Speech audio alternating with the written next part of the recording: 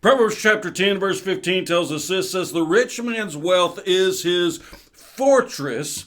The ruin of the poor man is his poverty. So the rich man's wealth is his fortress. The rich man can hide behind his wealth. The rich man's wealth can protect him, whereas the poor man, his poverty is going to end up being his ruin. And so when we look at that, we look in the world today, and you look at even when it comes to health, if somebody is wealthy, they're a lot more likely to be healthy because they can afford to be healthy, whereas those who are poor cannot afford that. They're a lot more likely to be educated and be able to even further themselves than those who are poor because they can afford it, whereas those who are poor cannot. But when you begin to think about this, you begin to look at this and hold it all into perspective, we recognize, well, who's writing this? Solomon is writing this. Now remember, Solomon is probably one of the most wealthy men that's ever walked upon the face of this earth. He had extraordinary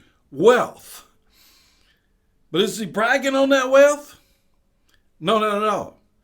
In fact, what he's letting us know as we look at the next verse is that wealth can only take you so far. In fact, when you look in Ecclesiastes, the conclusion of Solomon was that everything is vain. Everything is vanity, except for one thing, and that's to fear God. But when you look at the next verse and you hold it in the context of what he's talking about, your wealth can only take you so far. We see this very clearly in verse 16. He says, the wages of righteousness is life. So if you think your riches and your wealth is going to be your fortress, it can only take you so far. It can't buy you life.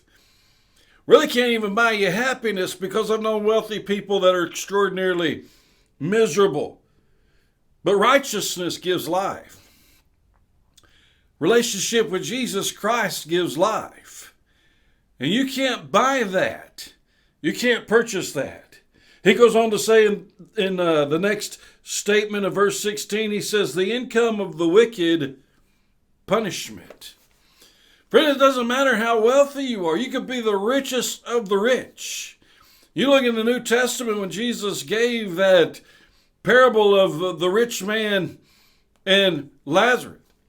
When the rich man's life was required of him, where was he? He was laying in the fiery pits of hell. And as he was laying there in the fiery pits of hell, he just wanted somebody to dip their finger in some water and put it in his mouth. He was in so much agony. All of the wealth and affluence that he had upon this earth wasn't doing him a bit of good. So Solomon is not here bragging upon the wealth and how wonderful the life of the rich and famous are. And he wasn't putting down on the poor and saying, look at all those poor, miserable people. Instead, he was giving that a contrast to where, yes, there is benefits to being wealthy and there's great disadvantages to being poor. Contrasting that with there's great benefits of being righteous to where there's great disadvantages of being unrighteous. The righteous will be blessed of God. The righteous will have life. The wicked will be punished. So it doesn't matter how wealthy you are, how poor you are, you can't buy righteousness. Righteousness only comes through a personal relationship with Jesus Christ. And for those who have a personal relationship with Jesus Christ because of what Jesus did on the cross of Calvary, you have life. You have everlasting life. That no one or nothing, no matter how poor you are, could ever take away from you.